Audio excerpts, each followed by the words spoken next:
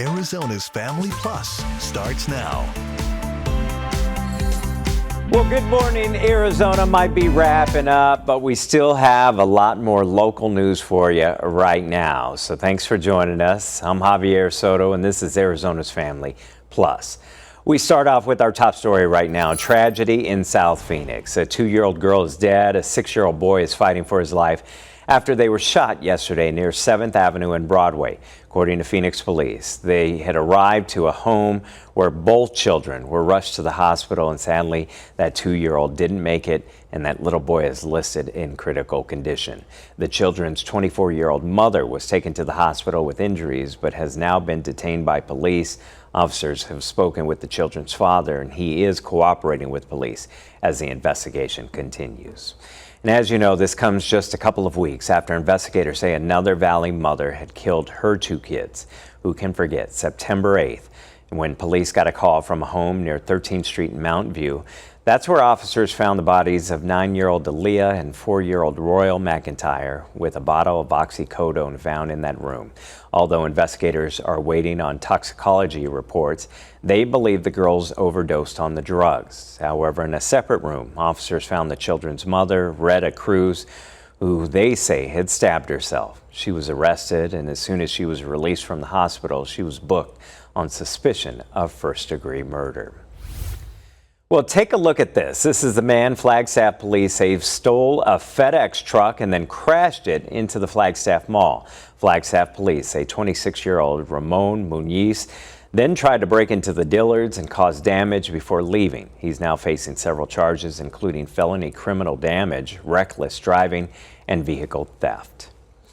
Well, switching gears here now, Arizona, as you know, is filled with wildlife, but for many, it's out of reach and hidden away in the wilderness. So Ian Schwartz spoke with the Tucson man who is bringing some amazing creatures to our screen, just like this, with a whole lot of patience.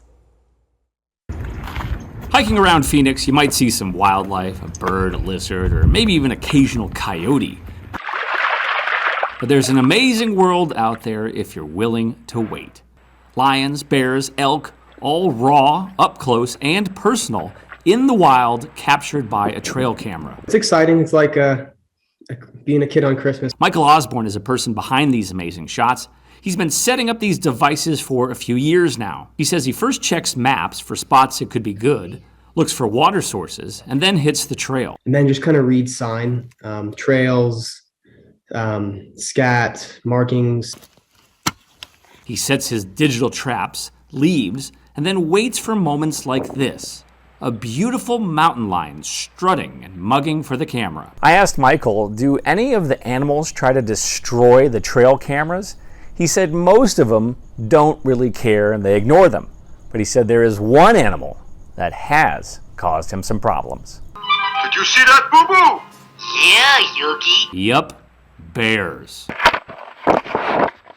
They're just more curious. They always, and their sense of smell is amazing, even like for animal standards. Michael, who not only has a cool hobby, but also has a cool job as a helicopter pilot at Davis Monthan Air Force Base, says he gets views from around the world on his videos he shares on social media. My favorite kind of viewer, though, are the people from Arizona who didn't know the kind of wildlife and habitat we have here. It's kind of cool to see.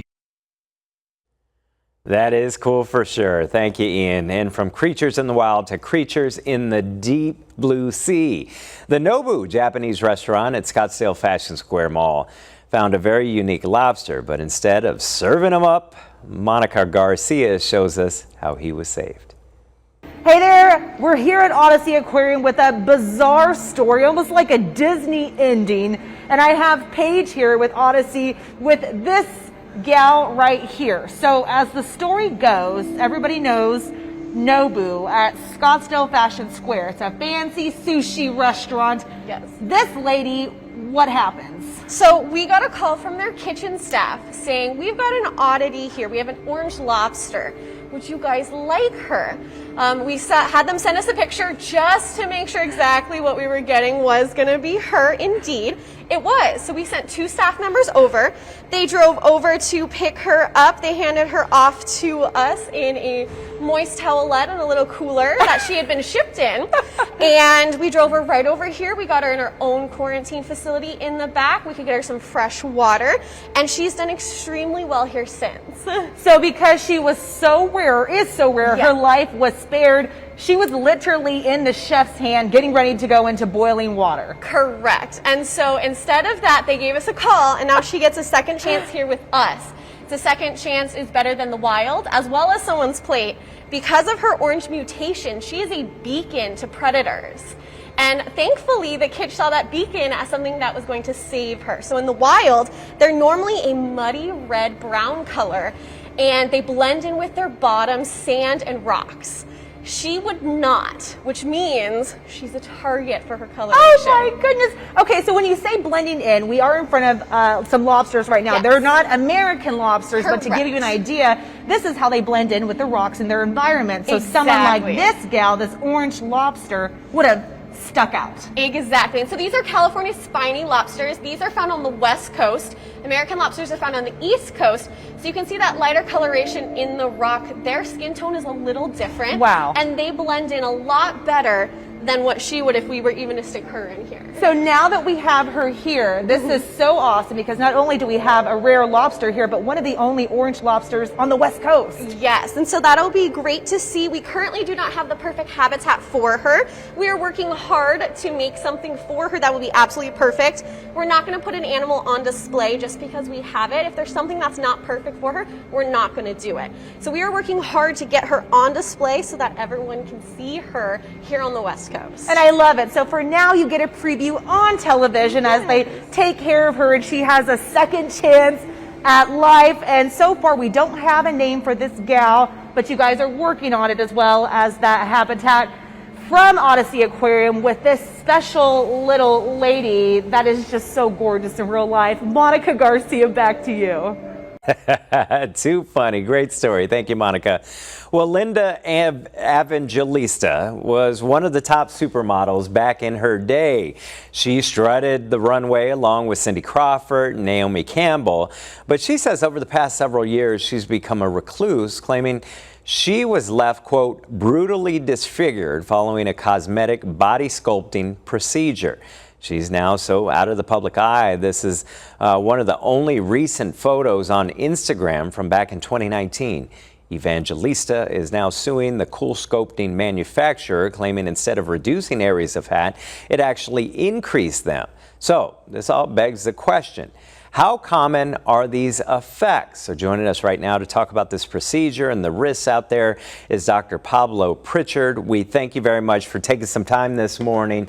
So how common is this? It's incredibly rare.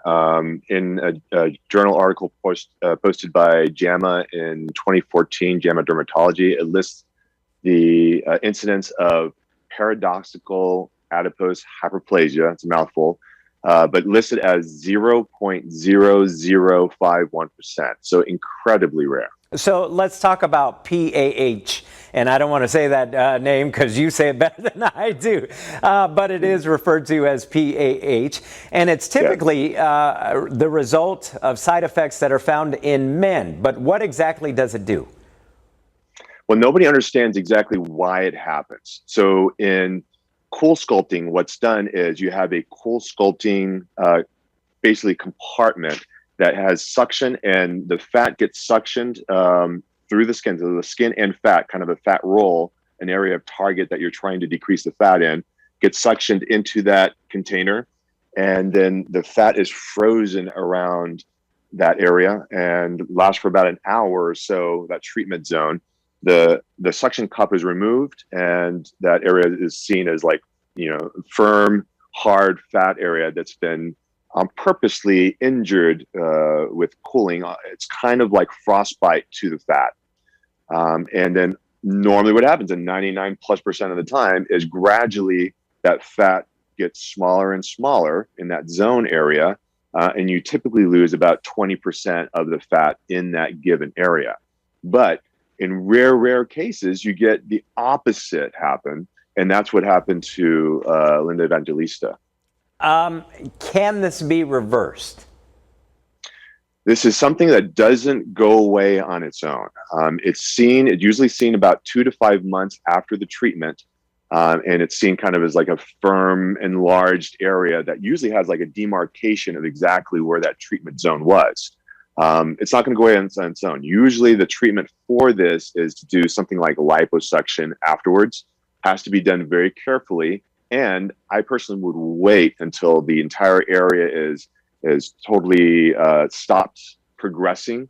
So it's basically flatline and it's as bad as it's going to get. And then the fat gets soft again and then proceed with that corrective liposuction. If you try to correct it too early, you can actually cause more damage. But this definitely raises a red flag and the importance of letting folks know out there that with any procedure, there is risk no matter how rare. Absolutely. Pay attention to the consent. It's listed like on our consent for cool sculpting. It's the first item that's listed as paradoxical hyperplasia, and it goes on to explain it. And we actually have the patient initial that.